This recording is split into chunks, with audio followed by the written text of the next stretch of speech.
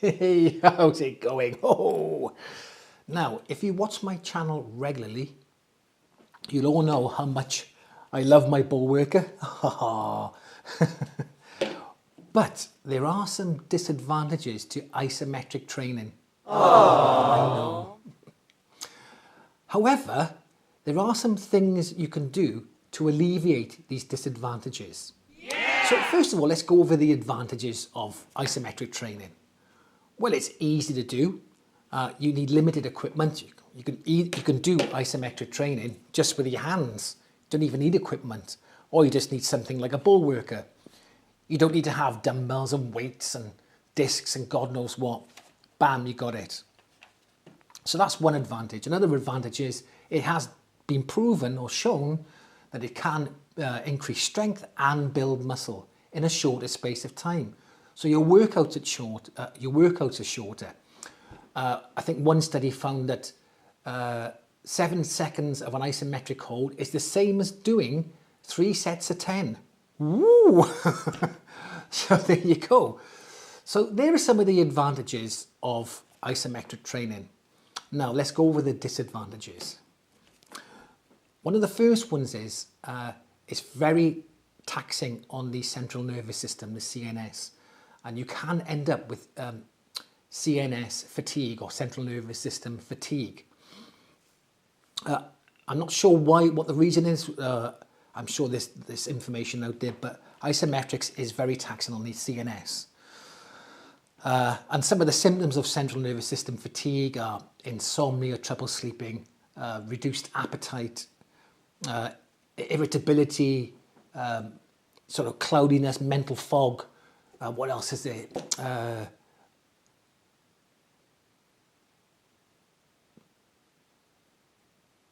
And overall general fatigue. So how can you overcome this? Well, there's a couple of things you've got to make sure you're doing first.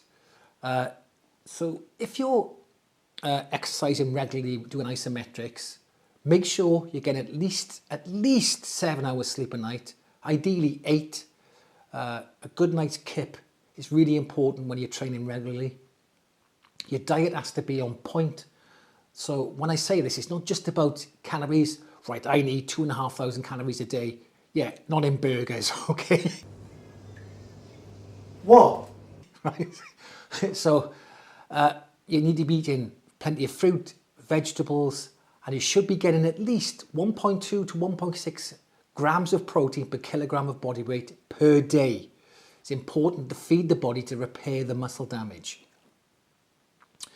Another thing you can do is look at your training schedule to make sure you're getting enough recovery time.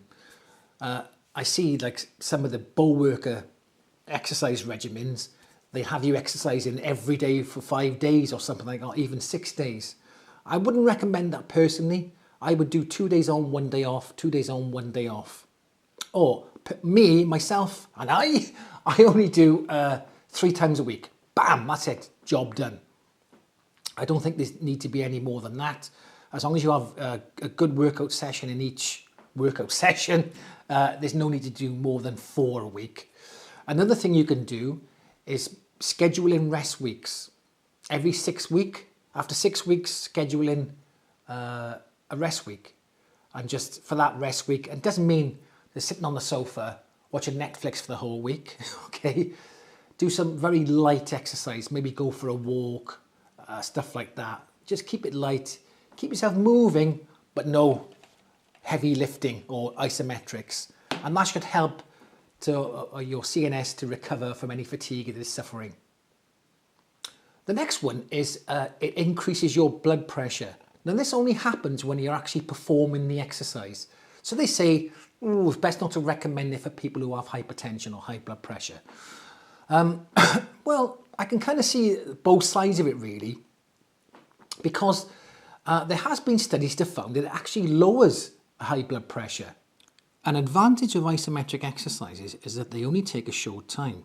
They have been shown to lower systolic blood pressure by about 5 to 8 millimoles of mercury with only 12 to 14 sessions performed 3 times per week over 8 weeks.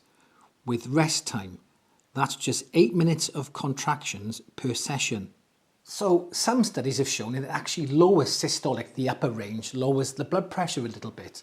Now, just be careful that when you are doing a contraction, that when you push in, you're not holding your breath, okay? Ooh, got a bit lightheaded. So what you want to do is when you're pushing in,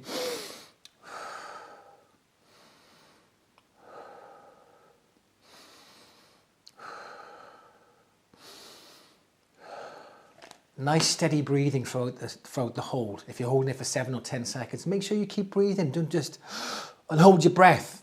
And that way, your blood pressure is not going to shoot up so high during the isometric hold.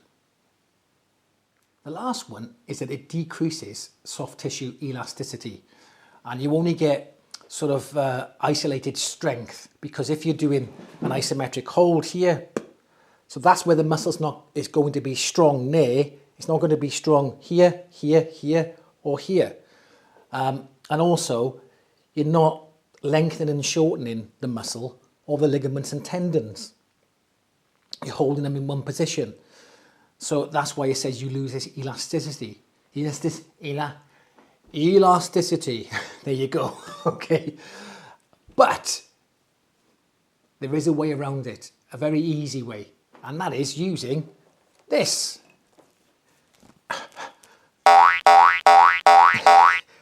A resistance band. Now, a resistance band and a ball worker have a synergistic relationship. So when you perform an exercise with a ball worker, say you're doing a chest press with the ball worker, and then what you do then is you just take your resistance band as you finished your isometric hold with your ball worker. You take this, put it around your head, and then do your chest press with the resistance band. Just about to speak then. And what I'll be doing, I'll actually do a workout, probably, but I'll do it over the next week, incorporating this resistance band with a ball worker workout. And it's still, you can argue, oh, there's just more pieces of kit. Well, really speaking, you need 1, maybe 2 resistance bands. You don't need, I mean, it's still pretty easy. Just wrap it around your ball work if you want to go away.